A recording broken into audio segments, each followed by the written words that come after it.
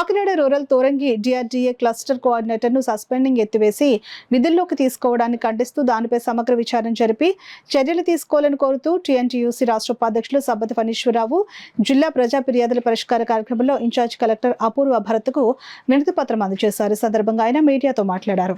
ఆయన ఎందుకు సస్పెండ్ చేసావు? సోషల్ ఆడిట్ని మేనేజ్ చేసావు. గత ఎన్నో సంవత్సరాలుగా నువ్వు సోషల్ ఆడిట్ని మేనేజ్ చేసి ఈ విషయాన్ని బయటకు రాకుండా చేసావు కాబట్టి నీలో మానిటరింగ్ తప్పు ఉంది, నీలో తప్పు ఉంది కాబట్టి 97 లక్షలకి నువ్వు అన్నోన్ పర్సన్గా ఉన్నావు నువ్వు అని చెప్పేసి సస్పెండ్ చేశాడు. మళ్ళీ వెంటనే ఎందుకు నువ్వు డిసెంబర్ 8వ తారీఖునే జాయిన్ చేసుకున్నావు అంటే ఇందులో కూడా లంచాల లక్షల్లో చేతులు మారినాయా? అందుకు జాయిన్ చేసుకున్నారా? అందుచేత మేము అడుగుతున్నాం, డౌట్ వస్తుంది మాకు. పీడీ గారు ఇమీడియట్గా ఎందుకు ఇంతలా చేశారు?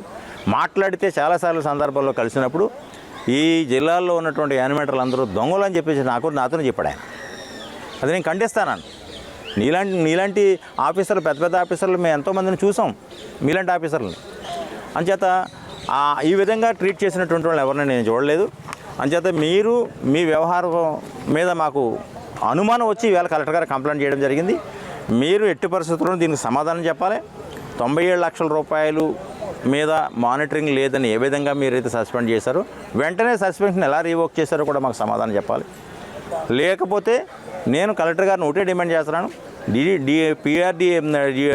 ఏదైతే డిఆర్డీఏ పీడీ గంజి శ్రీనివాస్ గారు ఉన్నారో ఆయన సస్పెండ్ చేయాలి. అలాగే సిసి సత్యనారాయణ గారు ఎవరైనా ఆయన కూడా సస్పెండ్ చేయాలి ఇమీడియట్గా. వీళ్ళిద్దరి మీద చర్య తీసుకోమని ఇవాళ కలెక్టర్ గారికి నేను కంప్లైంట్ చేయడం జరిగింది. అందుచేత ఎట్టి పరిస్థితుల్లోనూ మరి కూటమి ప్రభుత్వంలో తప్పుకు అవకాశం ఉండదు. అధికారి మీద అయినా సరే మేము కంపల్సరీగా ప్రశ్నించి మీరు ప్రభుత్వ నోటీసులు తీసుకెళ్తాం.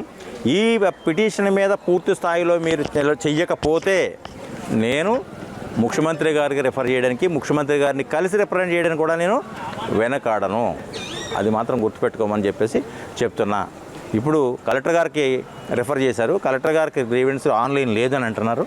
అదేంటో చూస్తాను నేను. కలెక్టర్ గారు టేబుల్ మీద వెళ్ళాలి. అది జరగకపోతే మళ్ళీ నేను వచ్చే వారం మళ్ళీ కంప్లైంట్ ఇక్కడ చేయడం జరుగుతుంది. తర్వాత మళ్ళీ ముఖ్యమంత్రి గారి నోటీసులో కూడా తీసుకెళ్ళడం జరుగుతుంది.